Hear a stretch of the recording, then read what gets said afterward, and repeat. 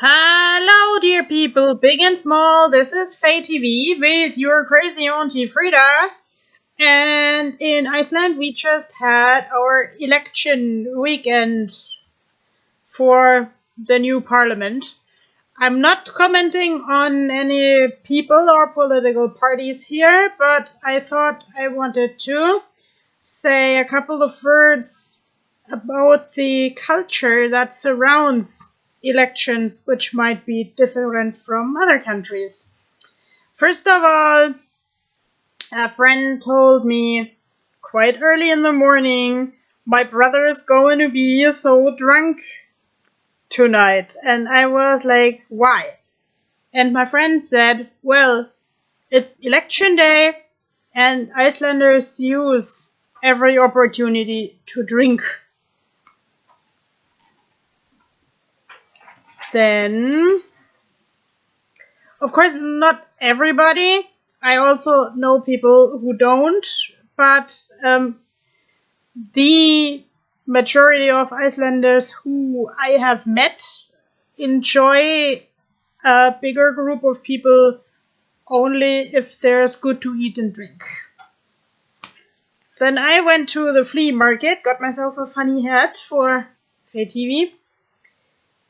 And yeah, even where there's a flea market and there are no fleas for sale, I just needed to walk a couple of meters and right away 10 people asked me, did you go to the polls yet? Did you go to the polls yet? I'm like, no, this is parliament election and this is only for Icelandic citizens.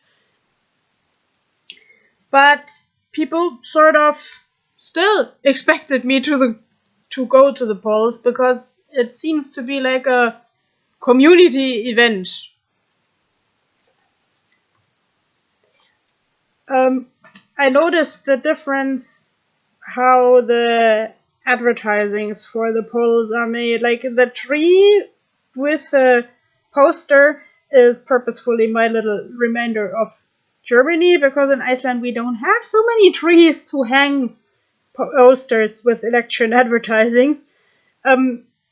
Where I saw them all over the place in Reykjavik is at bus stops, which should be a good place because there people are waiting, people are thinking, people are maybe going to work, and their job security was a theme in the election battle. So yeah, really, I made an effort to draw a bus shelter. And actually, what I missed a little bit compared to Germany were those little stands with posters, these makeshift pressed wood stands. So actually, I googled why they are the way they are in Germany, because it's sort of a bylaw that they have to be removed, that there has to be the possibility to remove them neatly after the election because they otherwise trouble the aesthetics of the town. The posters at Icelandic bus stops are easy to exchange. They're sort of like in a oversized photo album. So I didn't see any makeshift stands, and what also astounded me a little bit is I didn't see the name of the politician by the particular party logo. There was some errand that they had. I find it interesting that right beside my house and at the main square, the biggest poster was our priority is mental health. So, well, do already the parties know that I'm crazy?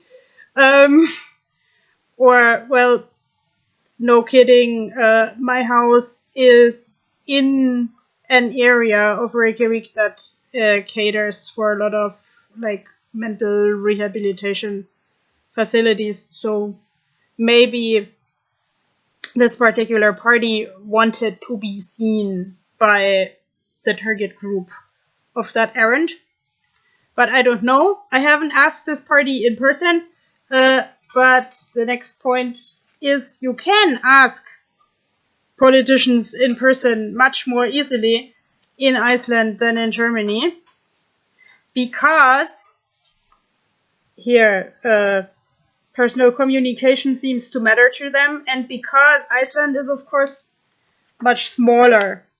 Like the elephant is supposed to be Germany and the mouse on the rock is supposed to be Iceland. I like both countries, may I remind about that, but due to the sheer size of Germany, there are totally different bureaucratic structures, and I think everyone knows that. So I don't think I could discuss politics just at some table at a bar with Angela Merkel. But in Iceland, this is obviously possible. I've met the president in person, and he encouraged me to keep painting. And another aspect of why you can reach the president and everyone in Iceland is that the politics take place on Facebook. Like also the planning of your personal events takes place on Facebook, and everybody is connected to everybody. I think I've said that before. Iceland is like Facebook. Everybody knows everybody in some way or the other, or is connected through third parties. So actually, I also found it a little bit funny reading a comment of friends here and there when there was a political party attending a talk show, and let's say they didn't like that party because they were in another party, and like, okay, yeah, everybody was fighting a little bit on Facebook, and what astounded me also was that I got election advertising on YouTube by the masses, which often brought up such errands like heavy industry and taxes with pictures, because the pictures, the moving pictures, have more power than anything else. And of course, they were always pretty negative about the opposed parties. Like, this party has done everything wrong and we're doing it right. And then you see this very barren landscape that some heavy industry has made very barren. And against barren landscapes in Iceland, we have a lot of grassroots movements. Here I tried to draw that a little literal. So everybody can make politics. So I'm not sad that I'm excluded from these elections, because I can go to a grassroots movement which adheres to the things that matter to me in society, like education, public transport. And I mean, the parties also invite the regular people to attend their meetings, but I had never seen the need to do that. What happened after the election was that the radio people analyzed this, of course, back and forth, and what I took home from the radio analysis of the election was that there were less women than ever in parliament now. Which actually astounds me, because, for example, the poster that put mental health in the first row featured a woman, and a very pretty woman whose name I still don't know, because as opposed to Germany, the Icelanders don't put the names on the posters, or at least not in a way that I can see them. But I think that also has to do with the mentality that people define you rather over a context than over your name. Like, I can walk down the streets and then someone says, "Hello, I know you. I've seen you in the church, or I've seen you in the I don't know, whatever store. And like even in the Icelandic sagas, it doesn't say this is Martin, but it says this is Martin, the son of the son of the son of whoever. So like there is this endless pedigree of a person before even the story starts, and you get half a page about the family of Martin before you get to the point what Martin did or didn't do. So there we are again, like the most important thing in Iceland is we're all connected, and actually I think we can use this in the future in a very positive way. For instance, for the Icelandic nature.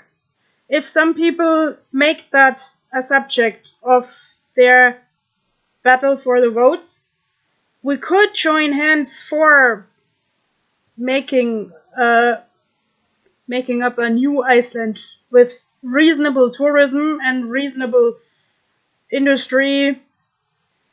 I'm allowed to dream because I'm not running for parliament. Bye.